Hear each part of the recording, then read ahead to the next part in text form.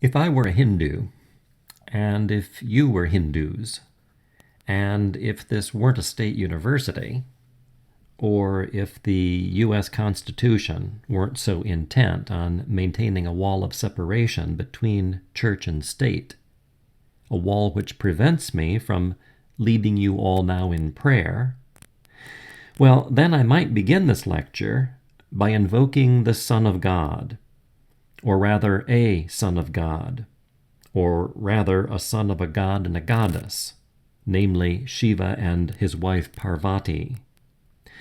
For that's what this guy is. That's what Ganesha is, the elephant-headed god. He's the divine son of divine parents. He's also the god many Hindus would pray to at the beginning of a journey, or as they commence some difficult task, such as trying to explain a religion as vast as Hinduism in an online class, and doing so as simply as possible. Ganesha, help! In any case, even though I'm not a Hindu, and even though most of you probably aren't Hindus, I begin with a Hindu god nonetheless, because of course it's the nature of God, or the gods, and particularly of the Hindu gods, which is my main subject today. Before turning, though, to the Hindu specifics, allow me to start, as I did in Paths of Return, with an overview of all the various theological possibilities. In other words, the various conceptions of the divine. As you know, I've sorted out 9 different possibilities. Now, I'm not claiming these are the only options, but at least this gives you a range, a sense of the range of what people have thought about God, how they've conceived of God, how they've understood God in different cultures and religions. And I divide these 9 up, of course, into 2 basic parts or categories: those which stress the transcendence of God, the fact that God exceeds or surpasses or goes beyond this world, this universe, anything we can know. And on the other hand, those conceptions of God which stress the divine immanence, the belief, the idea that God dwells within everything, down to the last blade of grass, down to the beating of your very heart. Those are the immanent understandings of God. And again, I sorted these into 9 different categories. Let's go through these one by one. I promised you in Paths of the Return that I would add some pictures. They say that a picture is worth 1,000 words, right? So here we've got, first of all, atheism. And remember, please underscore this in your mind. Now when I speak about atheism, I'm not talking about a denial of God, a complete rejection of anything having to do with God, like Freud or Marx or whatever. I'm talking about a conception of God which nonetheless stresses the invisibility, the elusiveness, the transcendence of God to such an extent that the divine is experienced almost as a kind of emptiness or absence.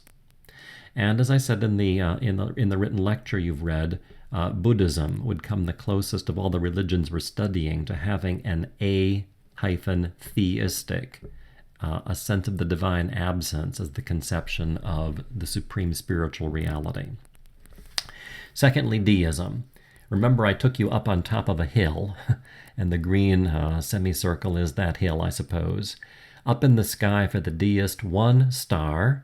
There's one divine reality, a reality that created the world but then has nothing to do with this world, no interaction at all.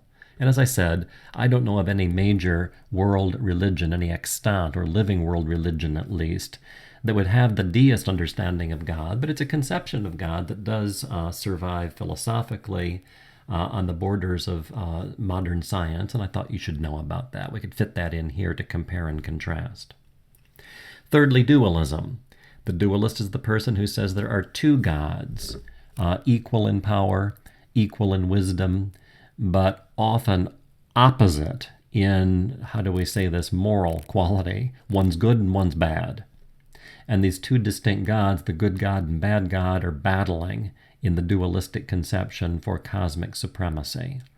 The ancient religion of Zoroastrianism, Persian religion to start with, Most Zoroastrians, as I mentioned, now live in India. In ancient times, it was certainly a dualistic tradition, though, as I mentioned again in Paths of Return, many contemporary Zoroastrians have begun to privilege or prioritize the good God over the bad God in such a way that they're not exactly dualists anymore.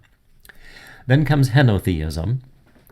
Henotheism, scholars say, was probably the religion of the people of ancient Israel, the Hebrews, the ancient Jews, who conceived of one God as being the most important, the strongest, the most worthy of worship, but surrounded by other lesser gods, other divine beings. So henotheism is the belief that there's one all-powerful God, one supreme God, but not the only God. There are other lesser gods, as it were, around that God. Then monotheism. Monotheism, as I said, is kind of in the middle, part transcendence, part immanence. There's a divine being certainly beyond the world and beyond our conception, beyond our control for sure, but that God nonetheless interacts with the world, comes down in some way, in some form, to protect, to nurture, to sustain his creatures, especially human beings. Of the monotheistic traditions of the world, certainly we would single out all the Western religions that we're going to be looking at. So Judaism, at least modern, contemporary Judaism, Christianity, and Islam are all monotheistic. Then we come to the immanent side, and the first category, the first conception I mentioned here is polytheism, a belief in many gods. Polytheism, many godism. And I've got my stars, which in all of these cases represent God, sort of right there on the surface, as it were, of the planet, dancing around in multiplicity. You could imagine them maybe on top of Mount Olympus, if you're thinking of the ancient Greek mythological pantheon, or the Roman religions as well, of course, were polytheistic in character. Then panentheism. I pointed out not to be confused with pantheism. The panentheist is the person who says everything, the entire universe, all that exists, is within, somehow contained within God. So panentheism, all in Godism. And so now I've taken my green blotch, it's an oval in this case, which is the world, the universe that we live in, and placed it inside of my star, which represents the divine. And as I mentioned, Taoism. We'll be studying Taoism later. The ancient religion of China is a panentheistic tradition in terms of its divine conception of God. Animism, kind of flipping, as it were, panentheism. So all was in God, now God is within all things. So my star is now inside of the world. The divine indwells in souls, in spirits, everything. The primal religions, and in our case, in this class, specifically the traditions, religions of the Plains Indians of North America, are animistic in their understanding of God.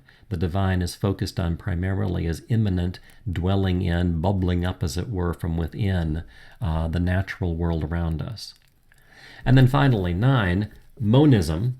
The monist is the person who says there is one divine reality, but unlike the henotheist, who says there's one primarily powerful divine reality surrounded by lesser gods, unlike the monotheist, who says there's one God and one only God beyond this world, though interacting with this world, the monist says there's only one God. In fact, there's only one thing in reality, and that is God. There's nothing but God. God's the only reality. So now visually, my star obviously takes up the whole box. And Hinduism. We come now to our tradition at hand. Hinduism is primarily, at least in most of its schools, movements, sub-traditions, it tends to be monistic in character. Now, as I said, in Paths of Return, that's, again, cutting some corners, as we often do in this class. Yeah, Hindus are primarily, ultimately, tend to be monistic in their theology, but secondarily, penultimately, Hindu theologies, plural, would include the henotheistic, the polytheistic, the panentheistic, and the animistic, depending on your point of view or perspective. So depending on whether you're a Vaishnavite, a Shaivite, a Shakta, or some other subdivision of these, or some other group that I haven't even mentioned here now, you may want to stress either entirely or as a kind of preliminary or a prelude in your teaching theology, one of these other conceptions of the divine before you get to the monistic idea. So it's complex.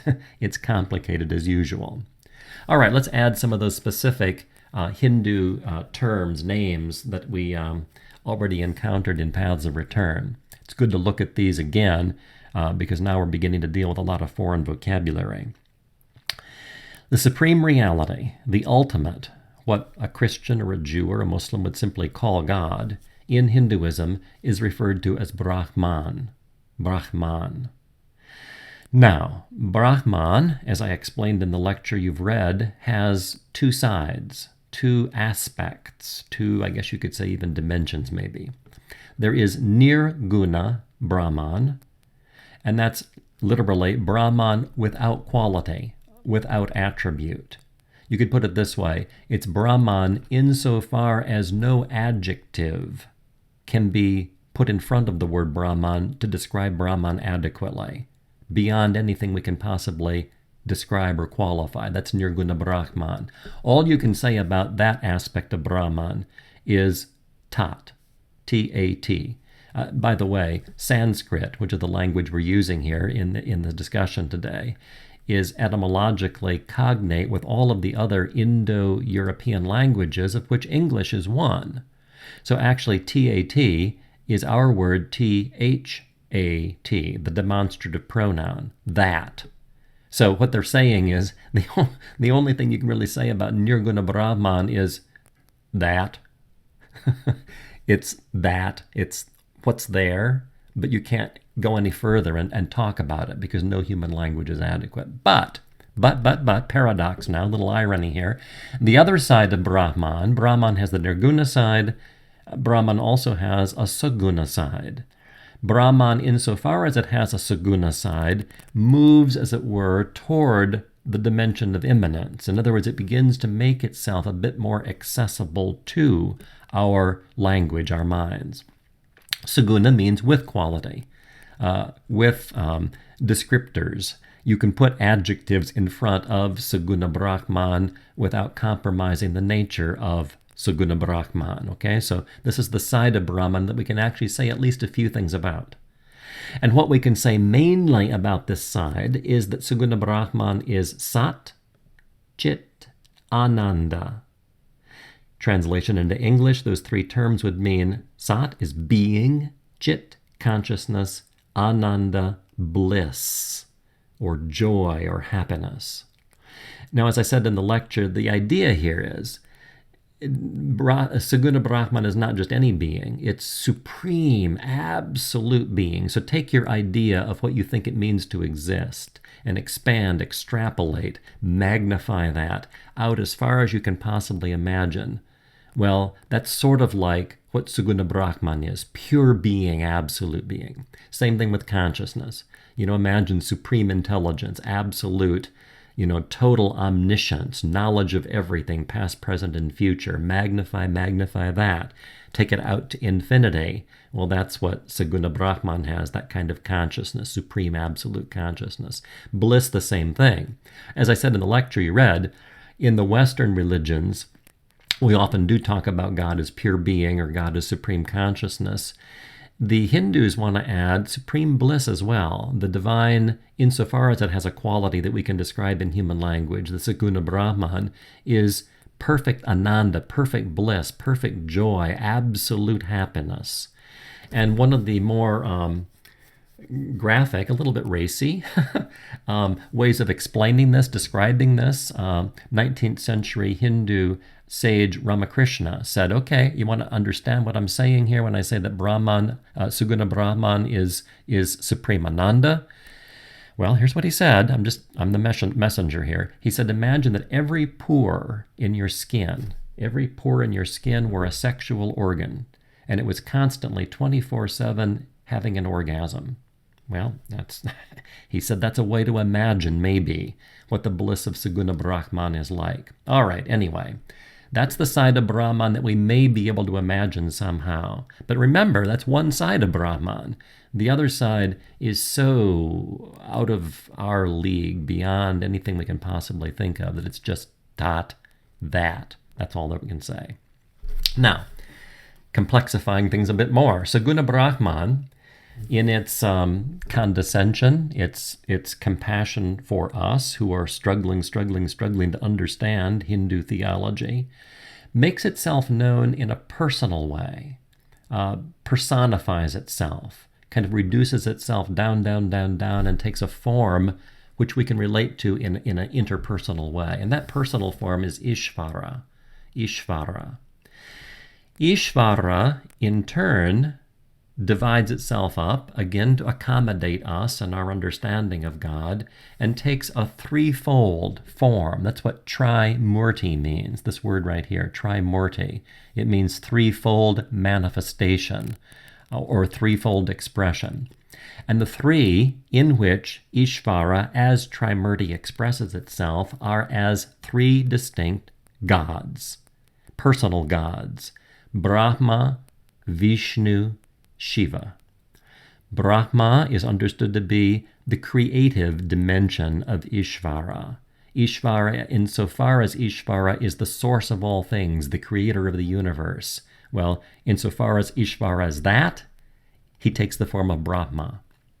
Notice Brahma, B-R-A-H-M-A, with a kind of long mark over it, not the same thing as Brahman. These are two different words. Okay, this is the supreme, insofar as we can talk about it. And this is part of it, but only one aspect, a different word now, Brahman, the creator God. Secondly, Vishnu, preserver God. So Brahma gets everything going, brings everything into existence. Vishnu's job is to keep it going, to preserve and sustain it, and to show compassion toward the people within it, us people, keep us going, keep us encouraged or whatever. And then Shiva is the aspect of Ishvara, the third of these Trimurti aspects of Saguna Brahman, that's responsible for shutting things down, for destroying the world, and transforming things in such a way, now notice this, that a new universe can be brought into being by Brahma. So these three gods are kind of working in concert, working in harmony all the time. Brahma gets a world started, Vishnu keeps it going a while, Shiva shuts it down. Brahma brings into being a new world. Vishnu keeps it going. Shiva shuts it down. I'll talk in a further lecture later on about Hindu understandings of time and world cycles and stuff, and this will make better sense at that juncture. But just think of these three gods as having these different jobs or functions: starting, sustaining, and destroying or transforming and shutting things down. Now, well, here are some pictures for you first. This is an image, iconographical image in Hinduism, of these three faces of Ishvara, Brahma, Vishnu, Shiva. Brahma's on the left. You always know Brahma because he's actually got several heads or several faces facing in different directions. This is to suggest or imply or represent the omniscience, the all-encompassing gaze, I suppose you could say, of the god Brahma. Vishnu's in the middle. Also notice they've all got multiple arms. They've got more arms than we've got, and that's to symbolize omnipotence, power, the ability to act in all ways, in all directions at once. Anyway, that's Vishnu there in the middle, and on the right is Shiva. We always know Shiva. Shiva's always holding this trident, a pitchfork, as it were, with three prongs on it. That's always Shiva. Vishnu's always got a conch shell, always got a discus. This round thing right here is called a discus, which he uses as a weapon.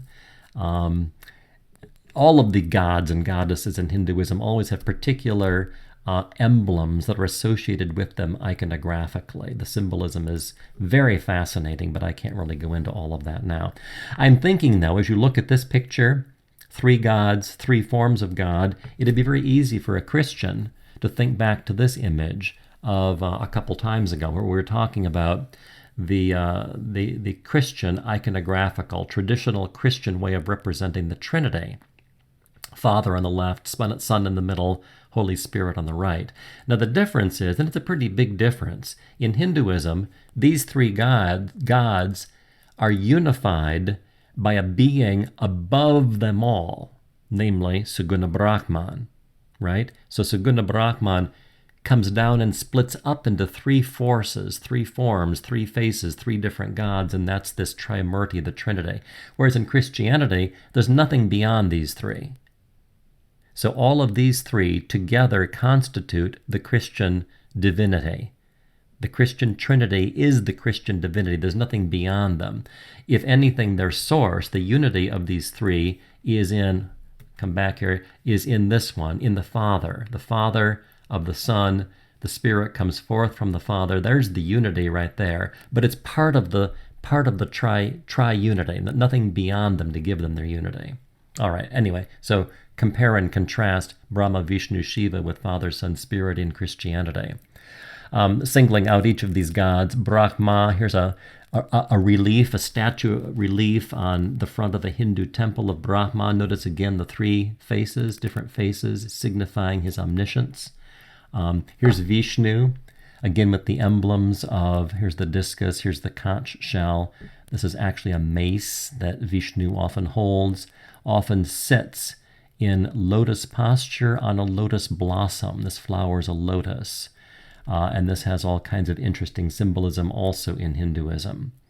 And then Shiva, we've seen this image before of Shiva last time. This is Shiva Nataraja, Shiva dancing. And what Shiva is doing by virtue of his dance is precisely engaging in the transformation function that I've already mentioned. Transforming, destroying, changing. By virtue of his activity, he's actually setting the world on fire. These are tongues of flame around the outermost part of the circle. And he's dancing on top of a body here. That's a demon, a dwarf, a demon in the form of a dwarf. And that's the world that he's trampling down to get rid of it and to open things up, open up a space, as it were, for a new creation. So there's Shiva. Now, we have to add more complexity. As I said, as you know from Paths of Return, the gods aren't solitary masculine beings. The divine is not simply occupied by masculinity, by a lot of testosterone. There's also a feminine complement to all of the gods. Each of the gods has a female consort. We could call it a wife if you want to. So Brahma, the creator god, has a corresponding goddess, Sarasvati. Vishnu, the masculine dimension of God, has a corresponding feminine goddess companion, that's Lakshmi. And Shiva has a corresponding goddess companion, a feminine side, and that's Parvati. Remember what I said in Paths of Return? I'm trying to accentuate that here. Nirguna Brahman, the supreme reality insofar as we can say nothing about it, well, one of the things that we can't say about it is that it's masculine or feminine. It's neither nor. It's got nothing in any relationship to us that we could understand. On the other hand, Brahman Saguna Brahman insofar as you can describe it, we could say has both qualities, both the masculine and the feminine dimension at the level of Saguna Brahman. So I'm just trying to say here, there is and there isn't gender relationship within the divine from the Hindu perspective. It all depends, as it were, on what level of divinity you want to accentuate. The ultimate absolute transcendent Brahman, or Brahman insofar as it's now beginning to make itself more accessible to us in its Saguna form. The latter, there certainly are masculine and feminine distinctions to be made. Here's Sarasvati. So as I've already said, Sarasvati is the feminine counterpart to Brahman, the creator god. Sarasvati is understood to be the goddess of learning and education and culture. She's holding a veena, which is a musical instrument, sort of like a guitar, I suppose you could say, like a sitar, maybe more precisely. I've had Hindu students in class, actually, who said they always pray to Sarasvati before they have to take a big exam. She's the goddess, again, of education and learning, and she's understood to patronize and to help those who seek her aid in their own quest for wisdom and knowledge.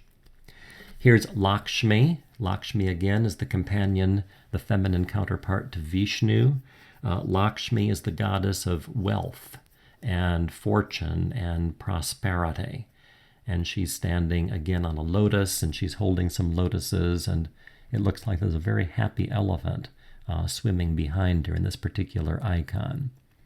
And then, corresponding to Shiva, the destroyer god, the transformer god, is the goddess Parvati. Parvati is especially interesting, very complex actually. Parvati has different sides to her. She's the goddess in various ways of fertility, of love, of devotion, but also of strength and of power. She has at once a gentle, nurturing aspect, I suppose we could say. And that's what you're seeing mostly here in this image. Especially the fertility aspect. The big breasts are indicating her being a source of nourishment and strength for those who seek her aid. But Parvati also has a violent and a dreadful and a terrifying aspect. And when she takes that form, she takes the form of Kali, whom you've seen before. I showed you this image or an image like this of Kali a couple times ago. This doesn't look terribly attractive, does it? Here's Kali again. We've seen her before. Severed heads around her neck, actually skulls in this image, and some heads, I guess, down here. The skulls up here in this like necklace, and then some heads are down here, arms hanging down from the severed heads. She's got a trident, like her husband Shiva, got a scimitar here that she's using to cut off some heads. Bloodthirsty tongue drooling out of her mouth, wild eyes, and she's dancing, standing on top of Shiva. This is actually Shiva down here. This is her husband lying prone on the ground. There are different ways that Hindus interpret the symbolism. It's not feminist revenge against an overbearing husband that we're seeing here. Something like this seems to be at stake in most interpretations I've read. Shiva and Kali together are responsible for transformation, destruction, transformation, cleaning the slate, opening things up for a new world to be created. In this case, Shiva's lying on the ground. He's, he's more or less static. He's the foundation. He's the eternal foundation upon which Kali does her thing. I should maybe mention too, Kali is the feminine form of the Sanskrit word for time. Kala is time in Sanskrit. And so, the idea here is that time, you see, in a sense, destroys us all. It takes away everything. On the one hand, it brings in new life at birth, but then time kind of wears you down and ends up destroying things, destroying the world itself. Anyway, Shiva here, lying on the ground, is essentially symbolizing eternity, timelessness. And he's lying motionless on the ground in order to give Kali, his wife, a foundation for her own transformative actions. So they're both working together, even though it seems that he's passive and she's the active one here. Anyway, that's Parvati, the wife of Shiva, in her really scary form. Now, one more complexity. There are gods. There are goddesses. There's the supreme reality that's not even a god. It's just an impersonal, absolute Tat. Then there are gods, there are goddesses. And then there are Avataras. There are incarnations or manifestations or expressions of the gods and goddesses on this planet in various forms, taking all kinds of different forms. Even natural forms. So certain mountains are understood to be avatars of God. Taking just one of the gods, Vishnu, we can single out 10, 9 so far and 1 yet to come, avatars or incarnations of Vishnu in different ages, in different epochs, at different stages of history. Now notice over here on the right, I've talked about first age, second age, third age, fourth age. We're going to talk about the Hindu understanding of time more carefully later. Just for right now, just take it on my word. There are these different ages. In the first of these ages, called in Sanskrit the Satya Yuga, Vishnu became incarnate on this planet in 4 different animal forms, as a fish, a tortoise, a boar, a wild boar, and a lion. In the second age, the Treta Yuga in Sanskrit, Vishnu became incarnate as a dwarf. And then in two other, well, I guess I could say in one kind of semi-human form, Parashurama, and then as a human being as an incarnate god named Rama. In the third age, the Dvapara Yuga, became manifest as Krishna. We're going to hear more about Krishna. And in the fourth age, the age actually that you and I still live in, Vishnu became incarnate as what the Buddhists call the Buddha. Interestingly enough, Vishnu became incarnate in a form that became then the founder of another world religion of Buddhism. Okay, those are 9. There's one more Avatara to come, called the Kalki Avatara. And that Avatara, according to Hindus, will usher in the end of the whole cycle, the end of the age, at which point Shiva will have done his work. Shiva and Kali acting together will have done their destructive and transformative work, and an entire new world will come to exist. Anyway, these are manifestations, incarnations, expressions of the god Vishnu on this planet. And the avatars in Hinduism are not limited just to this one god, to Vishnu himself. I've got a quotation here for you to look at. We'll come back to this again a little bit later in another lecture. In the Bhagavad Gita, very, very important, very influential, very significant Hindu sacred text, Krishna is the primary speaker, and Krishna at one point says, and I quote him here, whenever the Dharma here meaning law or teaching or sacred tradition, is forgotten, when the Dharma is forgotten, whenever anarchy prevails on this planet, I incarnate myself. In every age, I come back. Why? To deliver the righteous, to destroy the wicked, and to establish, I guess we should say reestablish, the Dharma, the teaching, the law, the tradition.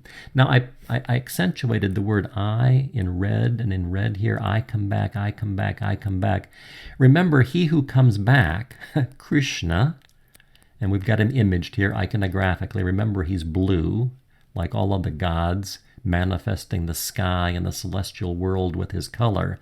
He who comes back, Krishna, is an aspect or an incarnation or a manifestation expression of Vishnu, who himself is one of the 3, the trifold, the Trimurti expressions of Ishvara, who's the personal manifestation of Saguna Brahman with qualities, who is but one side of a coin, the other being Nirguna Brahman, the absolute principle, the supreme reality.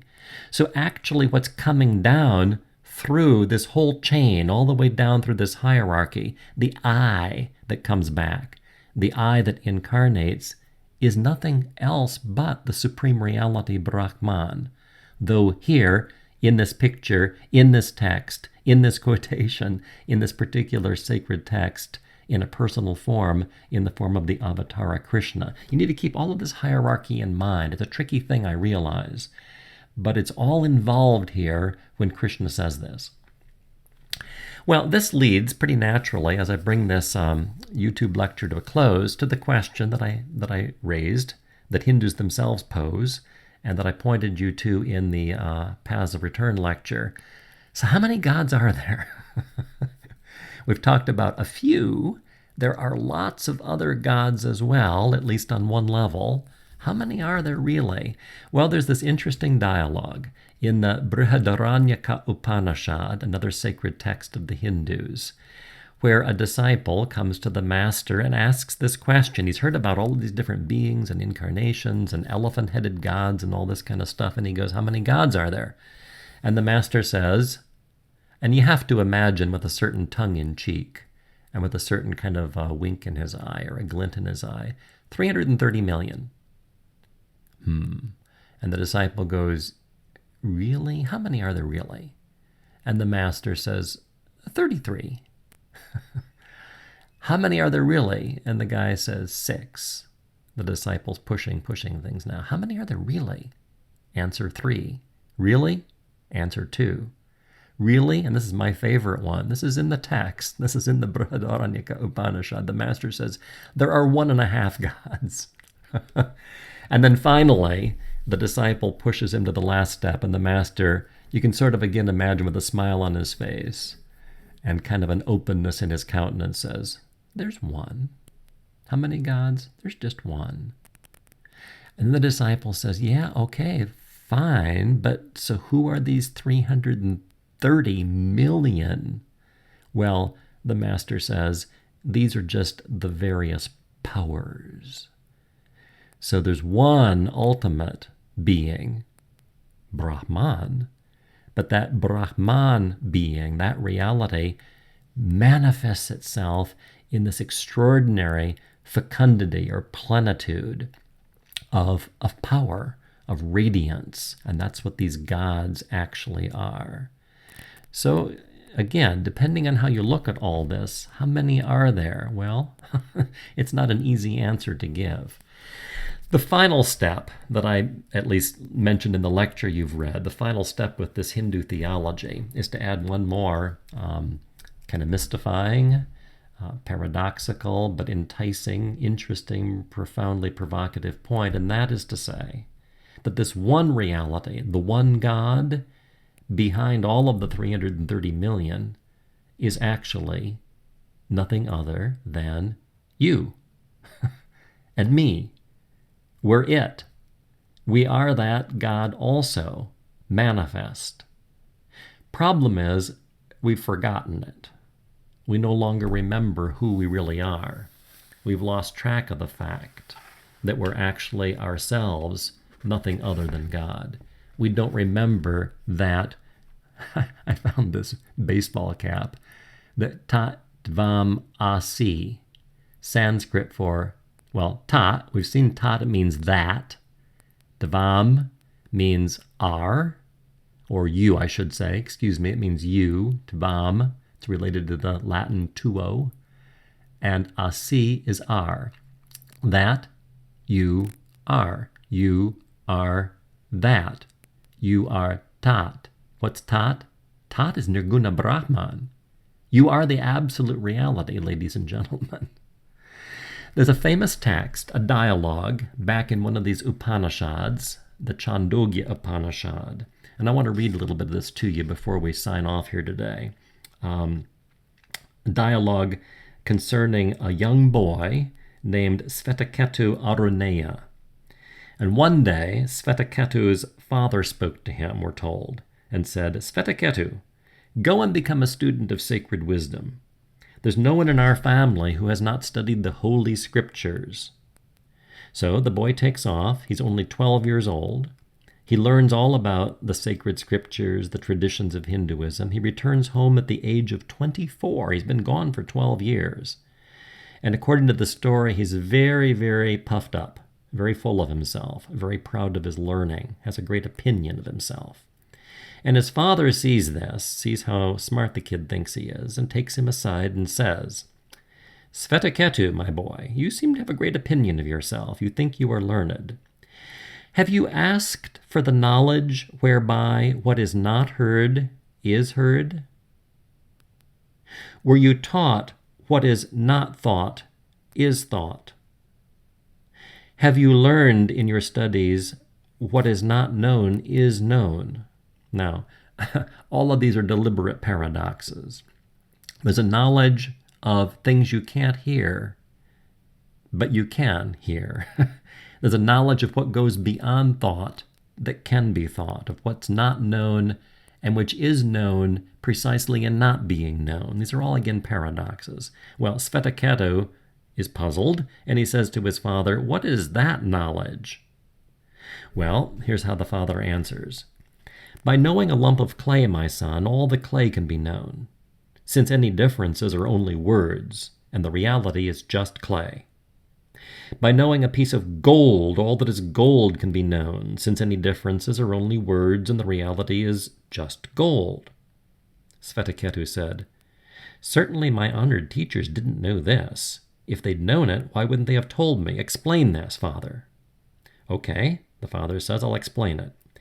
Bring me a fruit from the banyan tree. Now, the banyan tree, I should have provided an image for this, is a huge, huge tree. I think it's the national tree of India, actually. Spread out in all kinds of different directions, many, many limbs and leaves, and it spreads out, it covers, in fact, it can cover many, many square feet. Well, the kid goes, brings a fruit from this tree. Here it is, Father. Break it. It's broken, sir. What do you see in it? Very small seeds, sir. Break one of them open, my son. It is broken. What do you see in it? Nothing, sir. Then his father spoke to him. My son, from the very essence in the seed, which you cannot see, comes in truth this vast banyan tree. Believe me, my son, an invisible and subtle essence is the spirit of this whole universe. That is reality. That is the self. Thou art that. Tat Tvam Asi is the Sanskrit. An invisible, subtle essence is the spirit of the whole universe. You can't see it. It's invisible. It goes beyond anything you can actually conceive. When you look for it, all you see is just emptiness. That's reality. That, the Father says, is your true self. Thou art that. Tat Tvam Asi. I promised I would also add, before I close here today, a little story that Hindus tell. It's an allegory, and it's about a tiger cub and some goats. The story goes this way. Once upon a time, there was a tigress, a lady tiger, who, in the late stages of her pregnancy, saw a little herd of goats, and she was hungry, and she dashed down a hill to grab her some breakfast. But in her awkward condition, she managed to stumble and ran into a sharp rock and was killed. But the cub was born.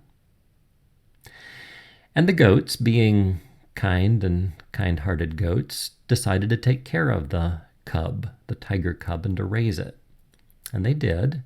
And the tiger cub learned to eat grass, and it learned to behave like a goat. It learned to go bah and do all the goat kind of things. Well, story continues. Another day in the future, scrolling ahead a few years, I guess, or at least a few months, another tiger comes along, sees this herd of goats. This time it's a male tiger, a great big ferocious tiger, and he also sees an opportunity to get him some breakfast and comes dashing down the hill toward these goats and is about to grab one when he stops in his tracks and sees this little tiger cub. And the older tiger, the big tiger, says to the tiger cub, "What are you doing here?" And of course, all the little cub can do is go, bah. All it knows is how to be a goat. And this just incenses the older tiger, the big old tiger. And he grabs the cub by the scruff of his neck, hauls him over to a little pool of water, forces him to look at his reflection in the water, and says, "That's who you are. Look at yourself." And still, all the little cub can do is go, bah, making the old tiger even more angry about it. So what's the old tiger do? He takes the cub to a fresh kill that he's already made earlier that day of a deer or some other meat. And he grabs a hunk of flesh from this carcass and rams it into the cub's mouth and forces the cub to swallow this meat. Now, mind you, this cub has never had meat in its life. All it's ever had is grass and some leaves, I suppose. Forces the cub to swallow the meat, and the cub gags on it, but finally gets the meat down. And as the meat goes down to the little tiger cub's tummy, this warm sensation, this sensation of power begins to rise up in the cub.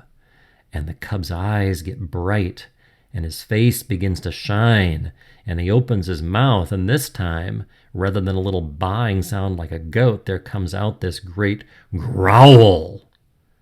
And the older tiger, now very content and happy with what's happened, says to the little cub, "Now you know who you really are." Well, that's the allegory. The Hindus say we're actually all of us, you and me both, tiger cubs that have been raised by goats. And we've become very goatish. And we think that we're just, capable of eating grass and leaves and going bah all the time. Well, translate the allegory. We think that we're just, individual little human beings in little physical bodies and tied to this planet and destined for a certain length of time on the planet and going from one thing to another and suffering and running into all kinds of little obstacles and problems and so forth. But beyond all that, you see, we've forgotten our origin. We've forgotten where we actually came from. We're not little human beings. We're Tat. We're that. And I guess if you realize this and take it seriously, it's enough to make you roar.